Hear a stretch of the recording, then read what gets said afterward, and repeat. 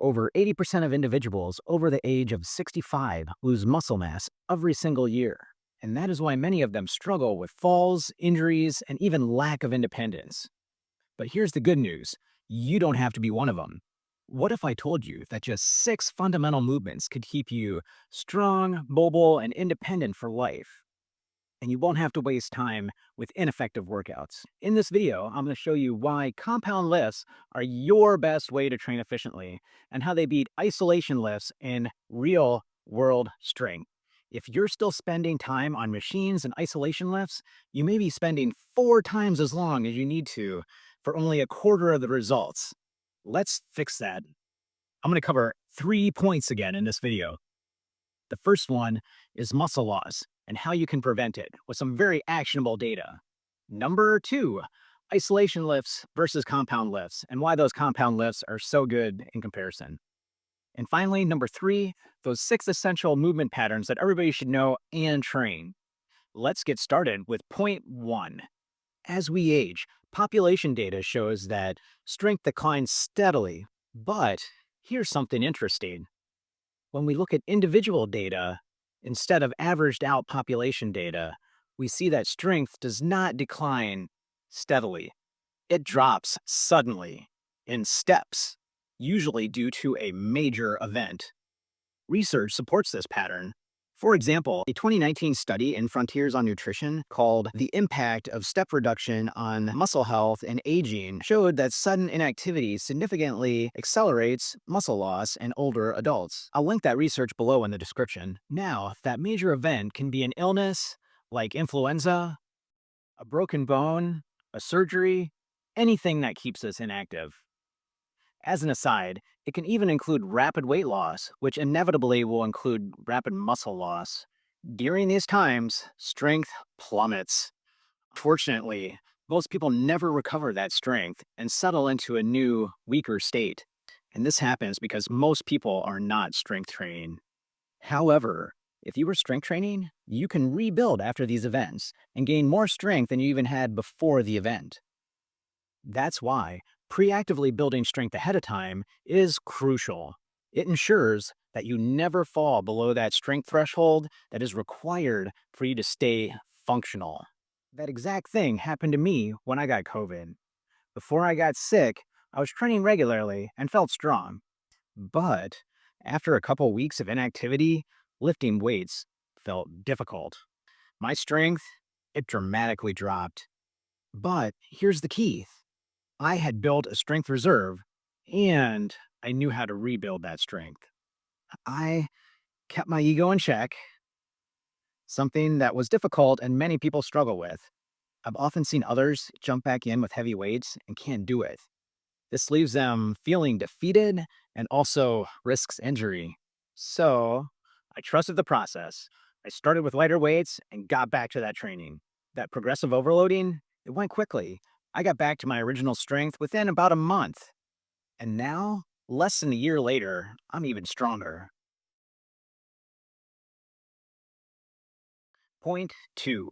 Why are those compound lifts so much more effective than those isolation lifts?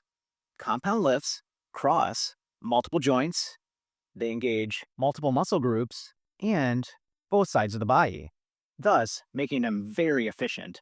Isolation lifts, on the other hand, only engage one muscle group at a time. Take the bench press or push-up motion as an example of a compound lift. You are moving multiple joints at once, your shoulders and your elbows. It doesn't just work your chest, it works your triceps, shoulder stabilizers, and other stabilizers throughout the body. So now imagine doing isolation exercises to accomplish the same thing. First, you do something like a fly that would rotate your shoulder joint, activating your chest. Then, you'd potentially do another exercise, maybe even one hand at a time, to work the triceps to move at the elbow joint. This takes significantly longer and potentially misses a lot of that stabilization that you need while doing that compound lift. This is because that compound lift requires a more whole body engagement in order for that to happen. This means it's an all hands on deck moment.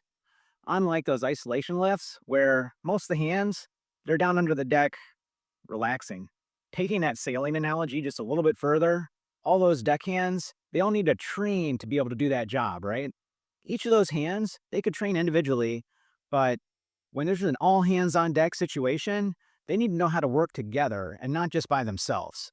They'll all work better together if they train together, and when that real world situation comes up, that's when you want them to all work together to do what they need to do. That's how compound lifts work. They build real world strength by all working together. They train multiple muscle groups all at the same time, all with the same goal. And this is what happens when we're out in the real world. Isolation lifts, they force inefficiencies that you're not going to use in real world situations typically. Before we move on, let's quickly address machines. Most machines provide stability for you, allowing your stabilizer muscles to relax, staying resting below deck. Free weights and cable machines, they typically build more real world strength. And because machines were made for a standard person, they may not be made for your particular anthropometry, like the length of your limbs. That could mean that your workouts are inefficient, but what's worse than that is it could lead to joint pain. And if you have that, find a different exercise. Now, I'll cover the pros and cons of machines in a later video, so make sure you're subscribed so you don't miss it. All right, finally, point number 3, those 6 big fundamental movements. They cover the core movement patterns. Number 1, a horizontal push. That's pushing something away from you. Number 2, a horizontal pull. That's pulling something towards you or a rowing type motion. Number 3, a vertical push. That's lifting or pushing something up over your head.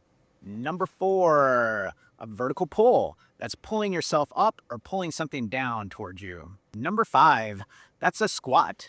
That's basically sitting down or standing up when you have a knee bend. And finally, number 6, it's a hip hinge motion. This is picking something up heavy off of the floor.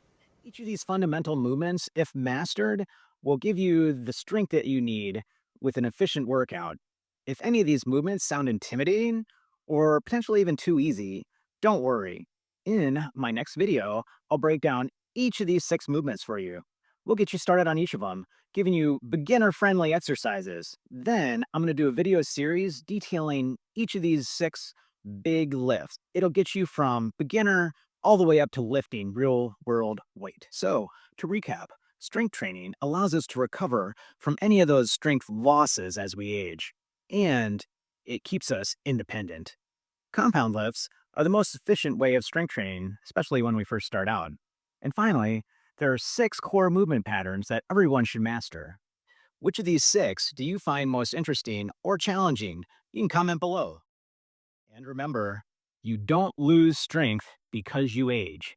You age faster because you lose strength. Until next time, I'm Dave McDougall, and this is Retirement Resistance Training.